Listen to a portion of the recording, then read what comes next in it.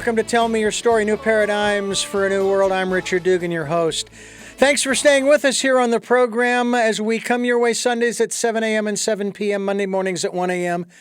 We are streaming live at those times at richarddugan.com. We're also on Wednesdays at 9 a.m. It's a special edition of Tell Me Your Story, and I hope you'll join us every day, every week, every month, if you will, because we have podcasts, and they're on SoundCloud, iTunes, TuneIn Radio, Spotify, Stitcher, Player FM. They're on iHeartRadio, as well as Amazon Music, and also on YouTube. That's right, you can watch these videos on YouTube, and I hope you will, and subscribe to them as well. We're available, obviously, 24/7, 365. I have somewhere in the neighborhood of over 600 interviews on SoundCloud, and 170 or 180 interviews on YouTube. So you've got a lot to choose from. And this one is no exception. And you're going to want to check out the entire interview. We're going to be talking about just one more. It's the wisdom of Bob Vukovich. And Jeffrey Martinovich is my guest here on the program. This is his book. You'll see it up between us as we do the program. And Jeffrey, thank you so much for joining us here on the program. Thank you, Richard. Great to be here. I'm going to guess that usually one of the first questions that you get asked is, who the hell is Bob Vukovich? He doesn't sound like a guru from India. Right. He would certainly be not from India, maybe a little farther east. Bob Vukovich is, a lot of people ask if he's a real person. He was a nickname from many years ago in college, but he's really more of an amalgamation of a lot of great mentors that I was lucky enough to be exposed to and take me under their wing. And so when we wanted to teach these lessons and tell this narrative, he was a great person to put in place and to provide all that wisdom that, he's kind of like that grandfather we all wish we had who told us how to live that good, great life and all the things that, we learn by mistakes. Yeah. And so that's who is Bob Vukovich. Well, I think it's perfectly appropriate to do that because sometimes when you write about someone, a real person, the wheels can kind of come off the cart because now people are going to search this person out. They're going to research this person. They're going to do a deep dive into their history, their bio, et cetera, to find out who they really are. Dig up some dirt, and the next thing you know, it's a mess. And it's like, but why are you doing this? Because we all have I love to use the word, we all have our picadillos.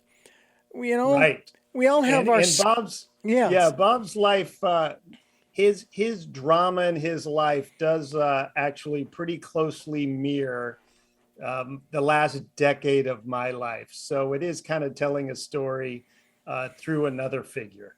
Okay. So since I want to leave the book to the readers, tell us about the last 10 years of your life. Well, a quick snapshot would be, I was very fortunate to build a $1 billion investment firm. From zero, you know how that works, working 20 hours a day and with a lot of success. And then we ran into 2008 and the great financial crisis. And we weathered that pretty well, but the regulators and the government did go around and you didn't see this a lot on the news, but did shut down about 2,000 what we call second tier firms, the little bit smaller guys like us.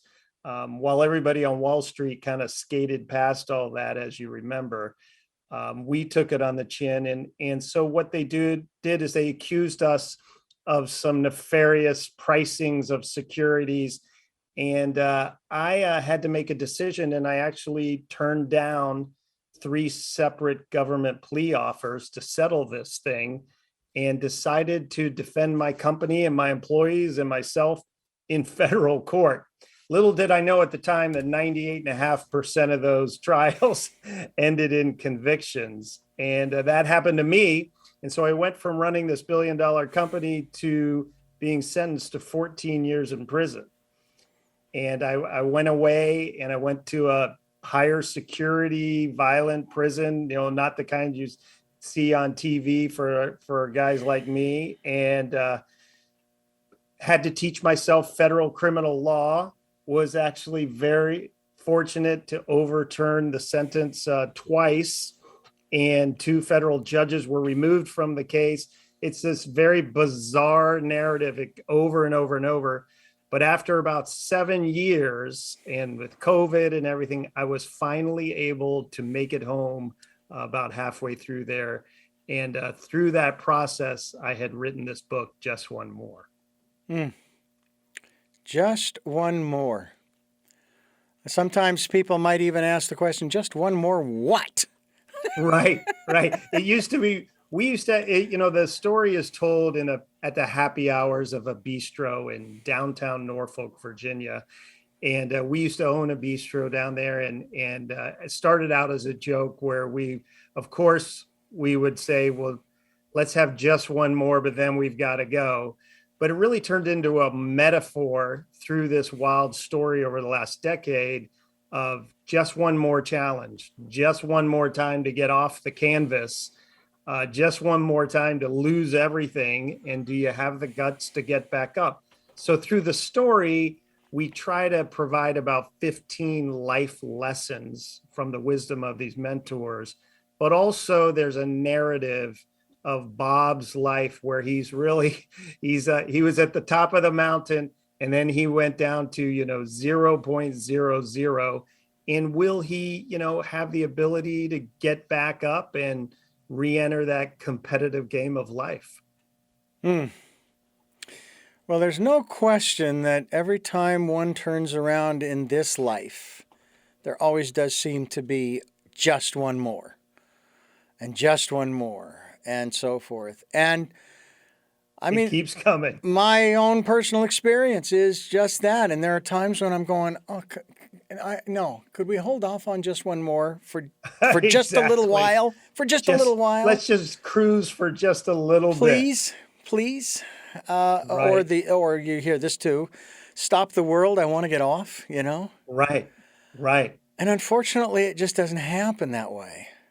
Exactly. I mean, my own personal life is one of those situations where it's like, oh my God, when is this going to end? Yeah. I mean, and there's a part of me that's going, I wish this would end. I know another thing is going to start, but at least maybe it'll be different than what I'm in right now, And it could be worse. Right. It could be better. Who knows? It could be worse. Yeah. The way I looked at it is, again, this was a long journey. It was about a 10-year process. Yeah. And, every day, the way I kind of attacked it was I decided, hey, I can be in despair and depression and give up. And as you know, in those situations, many, many people do. But I kind of made a commitment to say, hey, here's what I'm going to do. Every single day, I'm going to get stronger, physically, intellectually, and emotionally, spiritually. And if I can just get this much stronger, I know tomorrow's going to be a little bit better. And so I just kind of kept going day after day. I tried to fight this with over 500 motions and actions, and 99% of those were all denied. And so you take a big blow and then get up tomorrow and try it again. But I think all that's connected. And if we can just keep getting out of bed and keep giving it all we have and fall exhausted at the end of the day, the odds are tomorrow is going to be a little bit better. Yeah. Well, I'll tell you, I just, it's like when stuff keeps happening, there's a part of me that does kind of want to just get off, even though that's not solving the problem. I've been, so to speak, I guess the word is I've been the fixer most of my life. Okay. And there's a part of me now at the age of 61 that says, I don't want to be the fixer right now. Maybe later, but I'm Right. exhausted from being the fixer of this Right. situation and that situation and then the other situation. And I'm not sure exactly how to resolve those things. Well, maybe we'll get some answers from Bob Vukovich. I'm Richard Dugan. He is Jeffrey Martinovich, and we are Tell Me Your Story, New Paradigms for a New World. We're bringing you choices and knowledge, the knowledge of those choices to help make your dreams come true here on Tell Me Your Story. And if you'd like to support us in a financial way, we would greatly appreciate that. It would be very helpful to keep things moving forward. And we have a PayPal account for your security as well as ours. And if you would like to do that, when you go to send, you just put my email address in to send it to, and it's richard@richarddugan.com. That's richard@richarddugan.com. We also ask that you participate in the Decade of Perfect Vision, where you spend some time going within. Now, there's where I'd like to check out and go in and not come out for a while. And almost literally, to listen to that still small voice, to be in that calm, peaceful, quiet place. And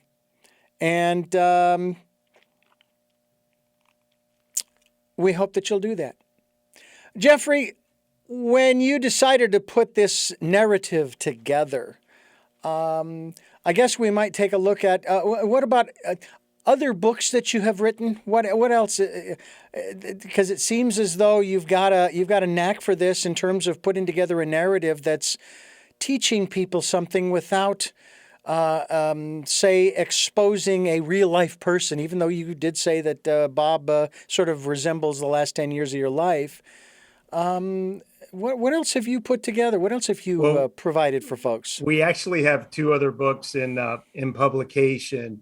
One is a story, my story, kind of from front to finish. And then the second one is a business book titled Icarus. And the subtitle is From Zero to a Billion to Zero. And it's about 40 chapters, but 25 of the chapters are on the way up to get $1 billion. And then 15 of the chapters are don't make all the crazy mistakes that I've made. And so my goal through these books is to try to teach as many things as I've learned and have been taught to me, and to not make the mistakes that I've made, to hopefully take the good, not the bad. But we've also always learned that we as humans learn best by storytelling. And so people have said about Just One More, hey, I love the book and I love the story. And then by the time I got to the end, I realized I'd learned all these things I didn't even really realize. So if you're not careful, you just might learn something. So that's been the goal. And I have a great time speaking and consulting and helping other business leaders and other people who need to get off the canvas by hopefully learning from the trials that we've been through, but also, still having the good attitude and the strong courage to keep getting up and try it again. Oh, I know that there are a lot of companies, a lot of businesses, as well as individuals who are trying to, and I use the word advisedly, succeed, because everybody has a different definition of that word. I kind of like the story that I heard about a couple of guys. They would go out for breakfast, lunch, and dinner over the course of a few weeks, and one of the guy, whose name we'll just say is Bob, he would always have exactly the amount in his pocket to pay the bill each time. And finally, one evening, Greg says, first of all, I as I've always said at the end of every meal, thank you so much for picking up the tab. You always want to. But how is it that you always have exactly the right amount? I don't understand that. So Bob says, well, the story is that I found this lamp, and I rubbed the lamp, and this genie came out and says, you may have one wish. Oh, okay. And you cannot wish for more wishes. It's a Russian genie, okay? And Right. Keeping it with the motif for today's program. Sure. And And he said, "Can I get back to you on the wish?" He said, "Sure." So he goes off and he thinks. I went off and I thought about it, and goes. I go back to the genie. I thought of my wish. He says, "I would like to have exactly what I need when I need it throughout my day to be able to buy the things that I need." And he says, "Your wish is my command."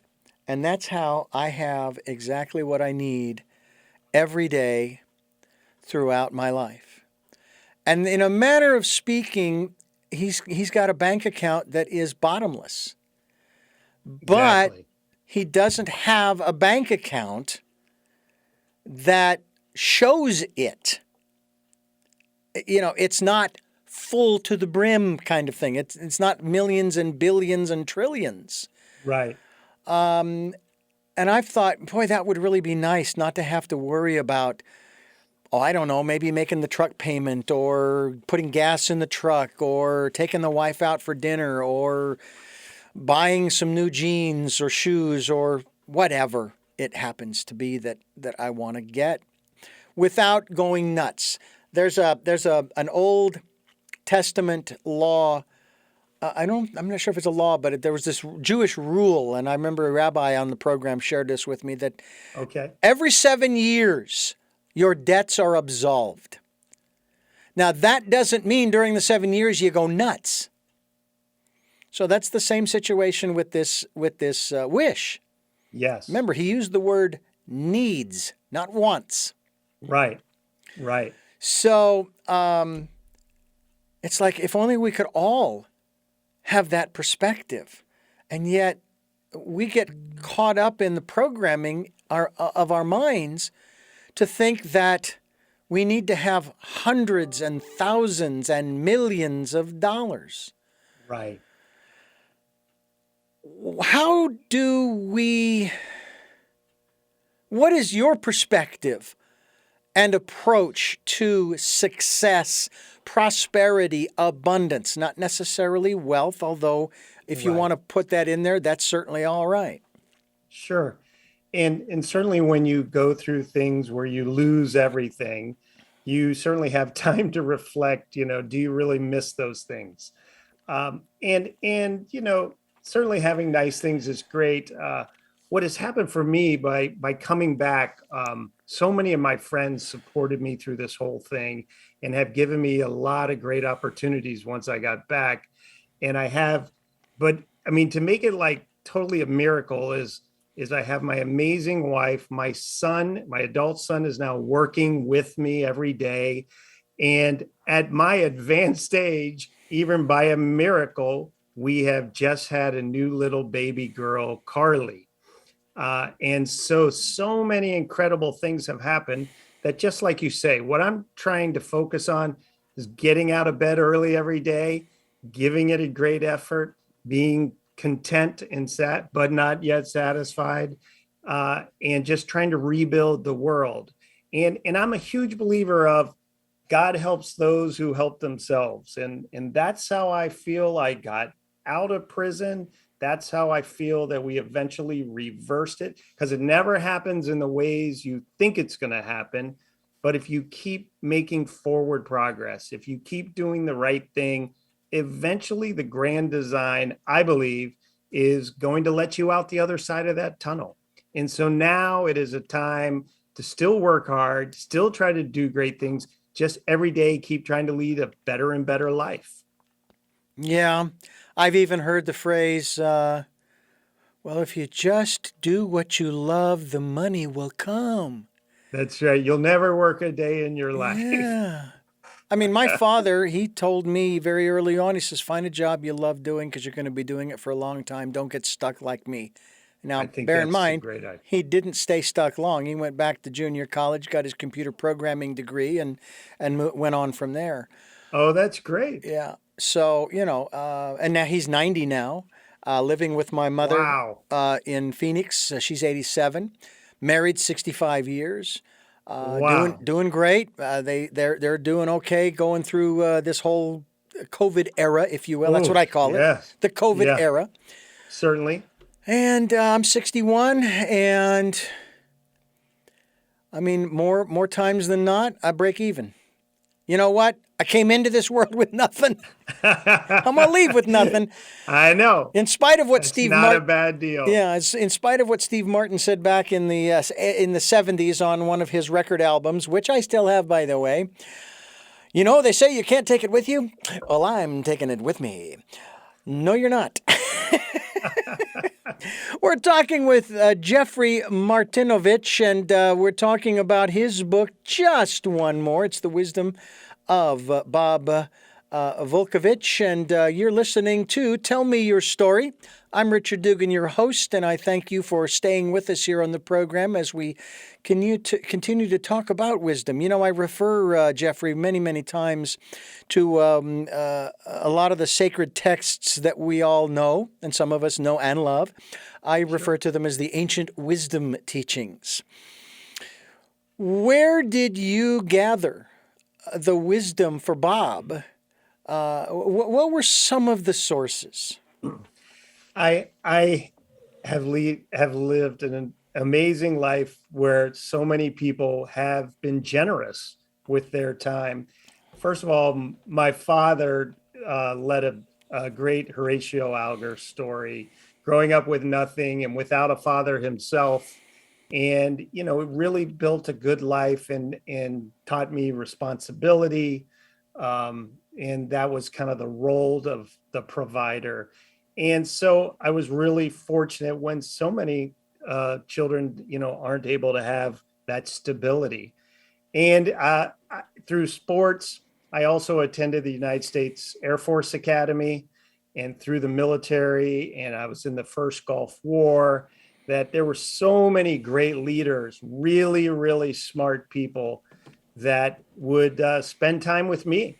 And so that's been my goal. And so as I've built 6 or 7 different businesses over my time, you know, my goal is to spend time with the younger people, with the people starting their businesses, and being able to just pass some of that forward.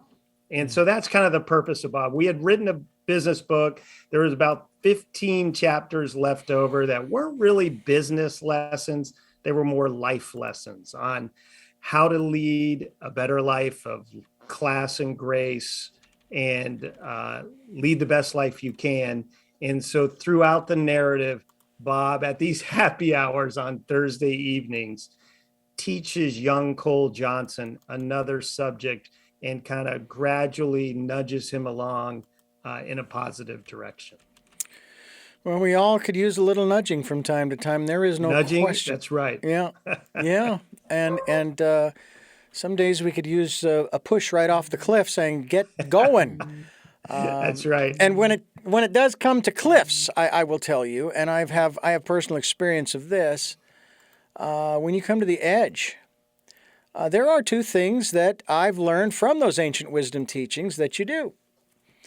The first is you jump, and the second is you trust.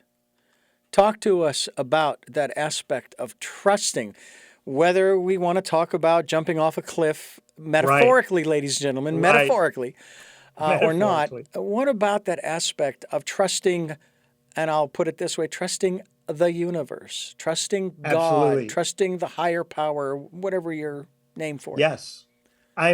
That's what I believe.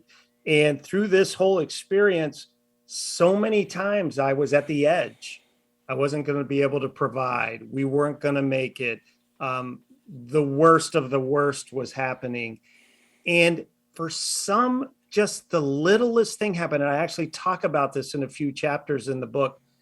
Somebody intervenes, or we even help someone else, and then in turn it helps us. In all these very strange coincidences and very amazing events happened to me to pull me back from the edge. And I can't explain it. And but it made me a believer. If I wasn't a believer before, I certainly was after. And I think when you go through things like this and you are saved over and over again, you have to believe in some grand design that, hey, okay, God, you won't let me finally fail. All right, you're going to keep me going. Even many days when, boy, we sure wish we could have maybe failed. And so that happened to be over and over, and we talk about it in the book. I believe that 100%.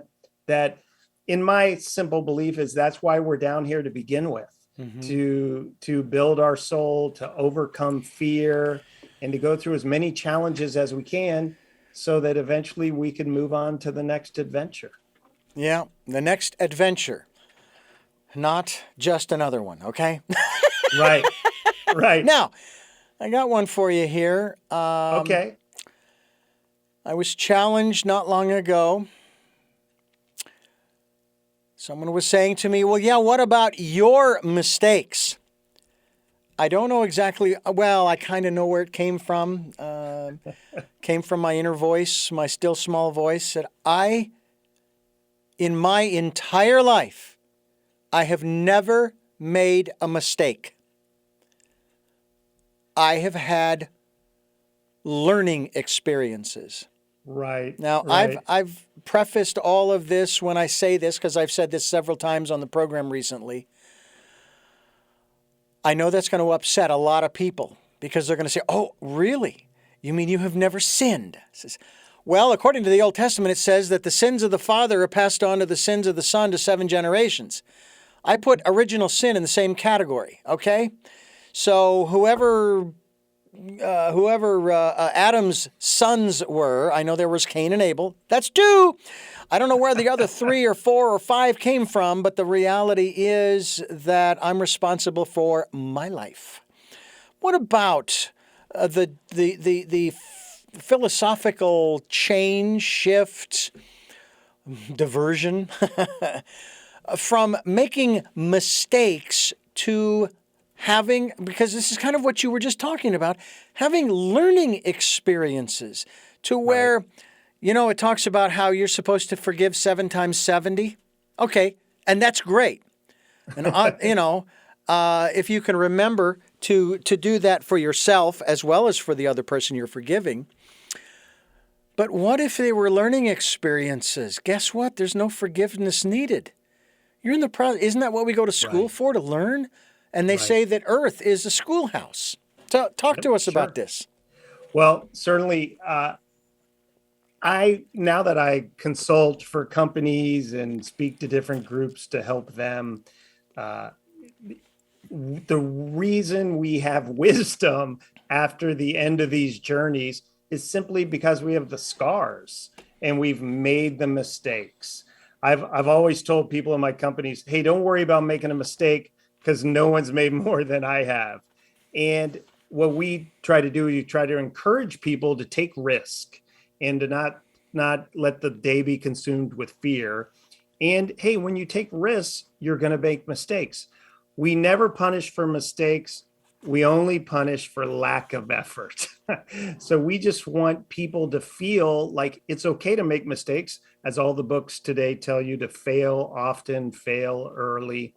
I totally agree that the only way you get wisdom is by making a lot of mistakes and having some nice lucky success along the way.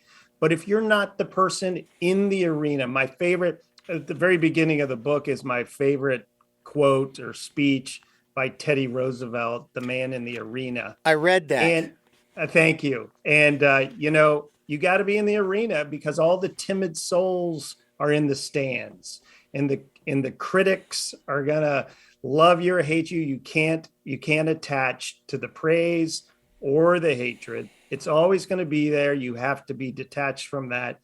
And you have to go out into the arena, and you have to be bloodied and battled and bruised and broken. But at least you were there.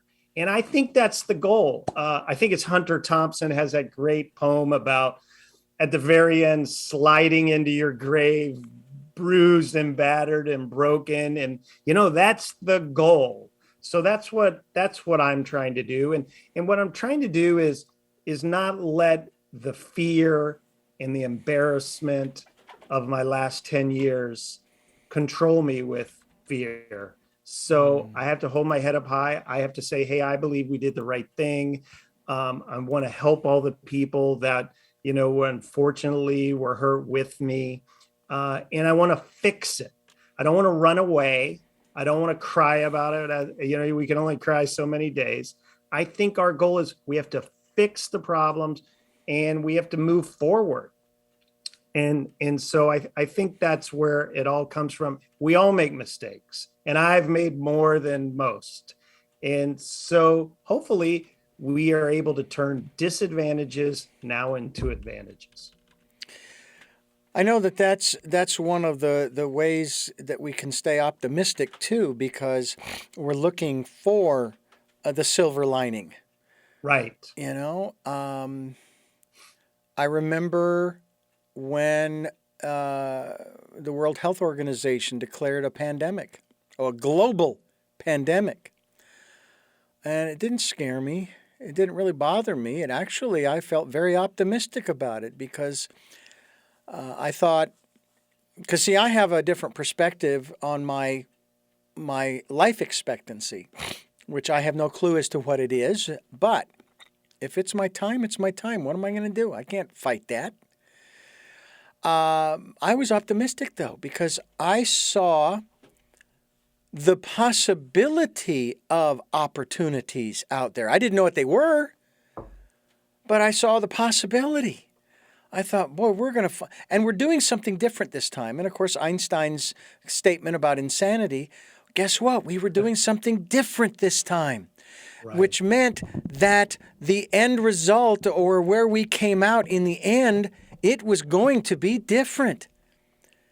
And I thought, we may or may not like what it is, but it's going to be different. Okay. Right.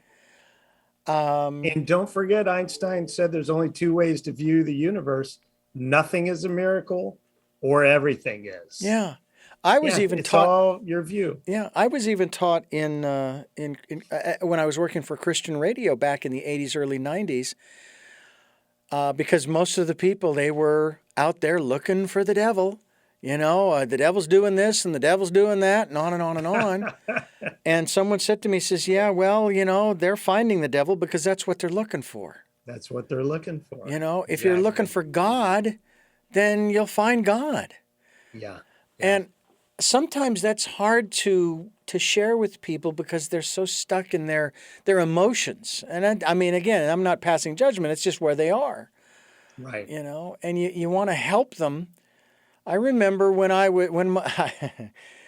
when my divorce papers were served to me at my place of employment on May 1st of 1998.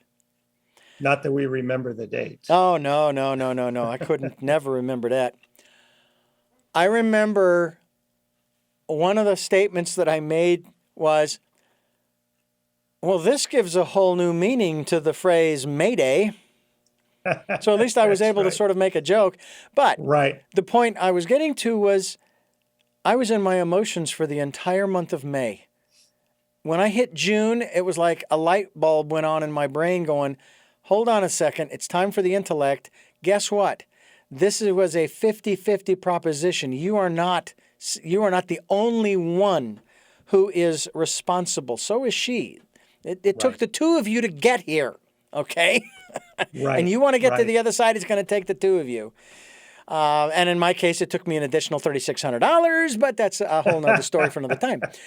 But I was stuck in my emotions for a month. I was a basket case. Yeah. And I finally made the shift, and I started becoming, as it were, the fixer. And that was a very strange time. And I find myself nowadays, with the challenges that I'm facing, really having to push myself out of my emotions, at least for the time being, to try to process and figure out, okay, what do I need to do next? Right. And what do I want to do next? We have a chapter in the book on brain compartmentalization. And you're right. When you're going through these traumatic times, they're crippling and they're paralyzing. And so there's this rare amount of people who can shift all that to one side of the brain and still function, and you also know other people who, they have one problem going on and, oh my God, it's all consuming to not only them, but everyone around them, and the drama queens. So one of the key, and the good part is, brain compartmentalization is a learned behavior. And so you get better and better at it to keep being positive and keep functioning. And then, when the time is right, to address all those dramatic issues. And when you think about it, and I love what my very first radio boss taught me. I was sort of panicking a little bit about what I was doing because I was still learning. I was very early in my career. She says, here's the deal I'll make with you. You solve this problem, this situation, this condition, whatever it is that's in front of you, okay? And you know how to do it, okay? And when you're done, you can go over in the corner and you can have your little pity party, and it's okay. I'm giving you permission to do that. And so I solved the problem, and then I realized I didn't need the pity party. Right. So that was, I think, a good lesson. Early beginnings of that training, of the compartmentalizing of the brain, saying, okay, this is what I need to do, and I can collapse in a puddle over there later. Right. Or I can spend some time crying and grieving later. But right now, I need to do this and this and this and this. Right. And it's a very interesting world that we live in. And fortunately, we live in it together. Yes, we do. Between Bob and Jeffrey and myself. And this is Tell Me Your Story, New Paradigms for a New World. I'm Richard Dugan. He is Jeffrey Martinovich. And we are talking about Just One More, the wisdom of Bob Volkovich. And it's a book. It's available at your website. What is your website? How can people find out more about you and the work that you're doing? There's a whole bunch of different websites, but the easiest way is www.jeffmartinovich.com. And everything kind of funnels from there. All right, jeffmartinovich.com. We will be linked to that website so that people can find out more about you. We do that with all of our guests so that while people are listening to or even watching the interviews, they can actually do a little research in that regard. Great. As far as finding out more about you. Do you offer opportunities for people to sort of consult with you, work with you, glean from you in one-on-one? Obviously, Zoom is the big preferred way of doing it, but virtual. It's amazing. Yes, we do. We actually have a coaching practice, which is under an arm we call AshBiz Advisory, and we have a consulting practice called Jam Accelerator. And then we also have the speaking and the writing and the benefits side. And so through those three entities, what I love to do is I love to help business owners get over all these challenges and not make the mistakes that I've made. And then I also love to help people, who, these kind of things either have happened to them or might happen to them tomorrow. So I love to tell my story. I love to help inspire others, give them hope when they've gone through certain things like this. So we do a coaching model and a consulting model, and just really enjoy, helping business leaders or helping community leaders spread more inspiration. I have to tell you that, let me rephrase that, because I don't have to tell you. But I'd like for you to. But that's, it's fascinating, the phrases that we come up with, that we put out there before we maybe speak our truth. Right. This kind of thing.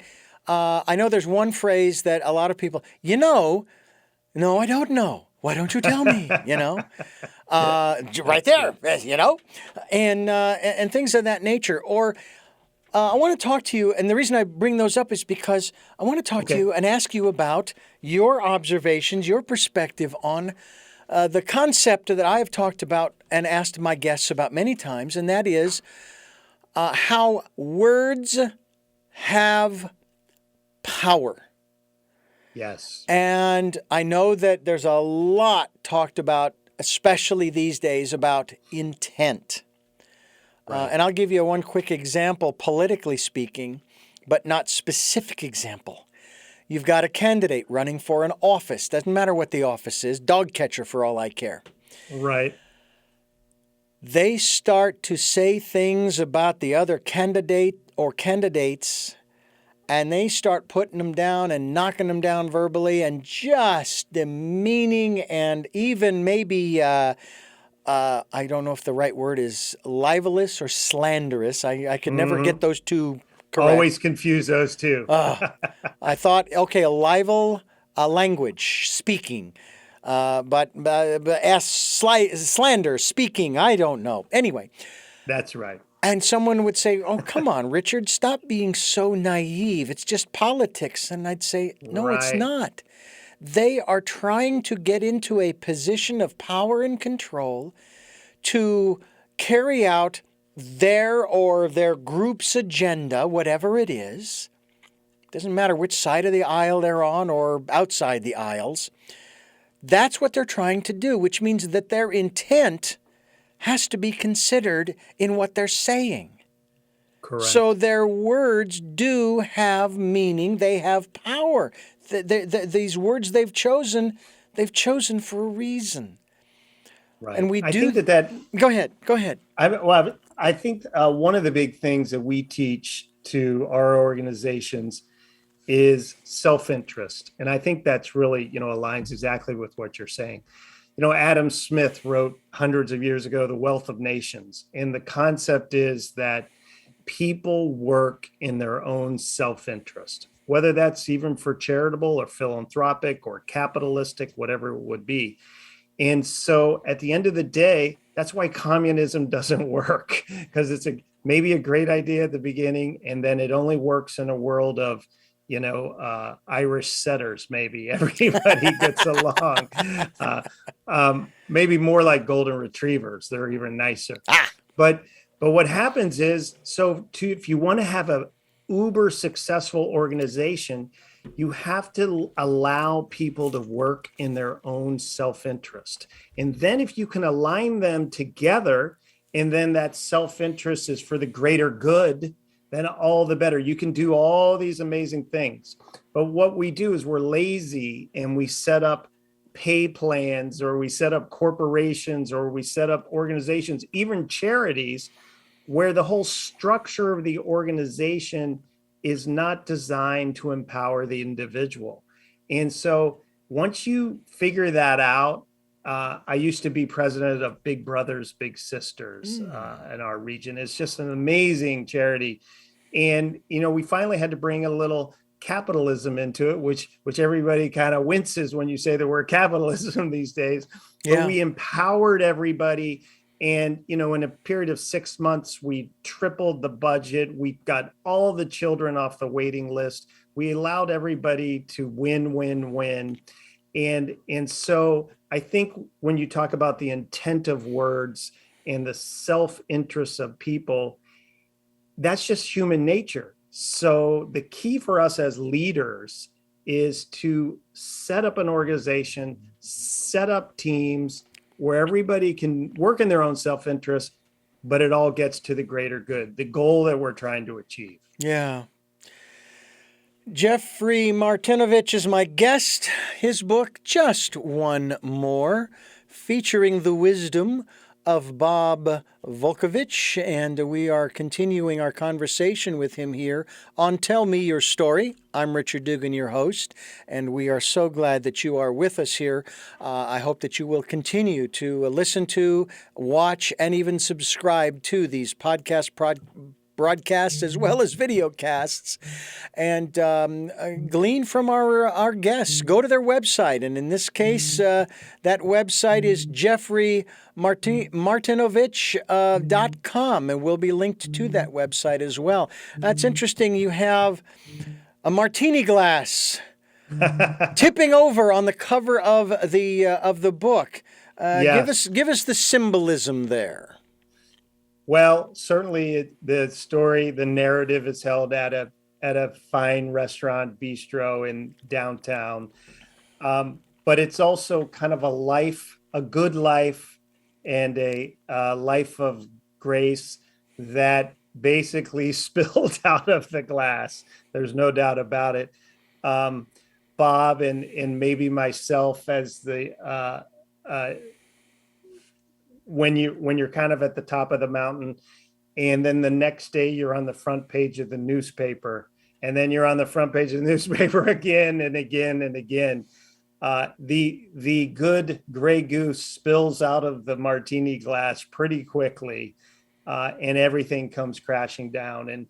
And really overnight, you can go from being a stalwart of the community to being the pariah of the community. And I funded a baseball stadium for the local school, and 2 days later they were taking down my signs from the, and it just one after another.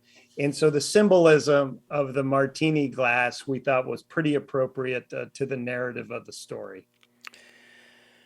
It's very interesting. I want to talk to you now about another of my harebrained ideas, theories, if you will, especially in light of what you mentioned earlier about one of the a couple of the isms that we in this world live by, or live under, if you will. Depends upon your perspective, I guess. Sure. From a spiritual perspective, there is a metaphor that I like to use. I don't think Gene Roddenberry intended for it to be used this way necessarily, but it sure comes right out into my mind. There's a character in the Star Trek Next Generation series that loosely resembles the spiritual being having a human experience, listening to that still small voice, living out one's life purpose. Mm-hmm. I'm not going to sit here and say, so Jeffrey, can you guess who that might be, or would you like a lifeline? It's the Borg. Now, Think about it. Each one of them is carrying out a different task, but they're getting their information from, shall we say, a centralized location. We don't know what that centralized location is, but they're still doing their individual jobs. And when one of them breaks down, of course, they can be repaired, but they can also be replaced, and someone else will come in and carry that particular function out. Right. And that is, in a manner of speaking, how we are. And if you think about, and then I'm going to throw this little twist in there. My rudimentary understandings of the Christian faith, or just of doing God's will. Okay, now from my reading of the New Testament, let alone the Old Testament, it's God's way or the highway, and it still starts with an H. Yeah, hell, sure, fine, but it's either or.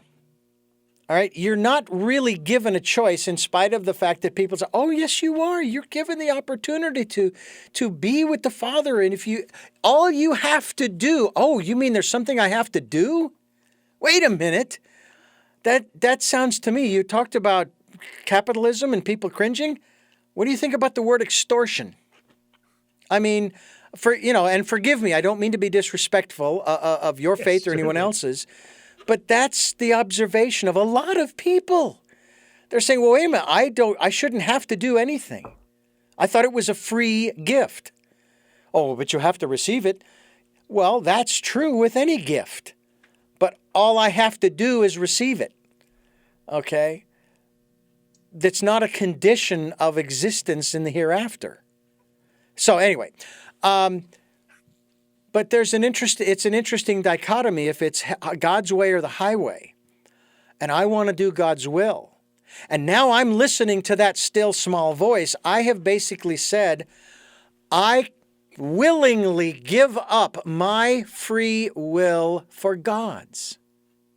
Right? So now it's no longer my will. I am submitting, if you will, surrendering, which we hear that all the time, especially like in AA. It seems almost contradictory, but I know that it's not. I know it's not. Talk to us about that in the context of what we're talking about here on this program. Well, I think that I am a big believer in we are all part of the same consciousness, and we were born more perfect, and so we just have to get back to who we really are. And I've never professed to understand what's going on in this crazy universe, and we even talk about it in the book that I believe the smartest people I know are the people that lots of times say, I don't know, because those people understand that we understand very little of what's going on. And so we just have to find our own true north, find what we believe is right, not try to impose that on other people, I believe, and then do the best we can, live the best life that I think we can. Yeah. We're talking with Jeffrey Martinovich and having an interesting discussion, as always, here on the program. His book that you can pick a copy up through, I'm sure, Amazon and all of the other online locations. Who knows? Yes, if you still have a bookstore in your location, they might have it. They could probably order it as well if you wanted to do that. Just one more, The Wisdom of Bob Volkovich. Is this yet available in audible form? It is not in audiobook form, but that is certainly in the plan. And Richard, somebody like you with a great audiobook voice is who should try to make that come alive. Well, I wouldn't mind doing that as long as you don't mind if I sound a little like Sean Connery. I do like Sean Connery. He's got a great voice. He really does. He does. And Richard, I apologize. I have to go into a meeting.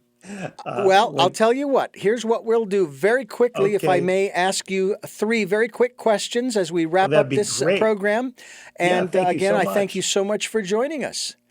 This has been great. I really appreciate it. All right. And the first, and you keep your answers as brief as you'd like. The first of those 3 questions is, who is Jeffrey Martinovich?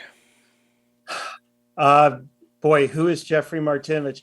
He's a middle-class guy that made good and was very fortunate and took a big fall and is on his way back, but has been really blessed all along the way with incredible family and friends and a lot of great fortune.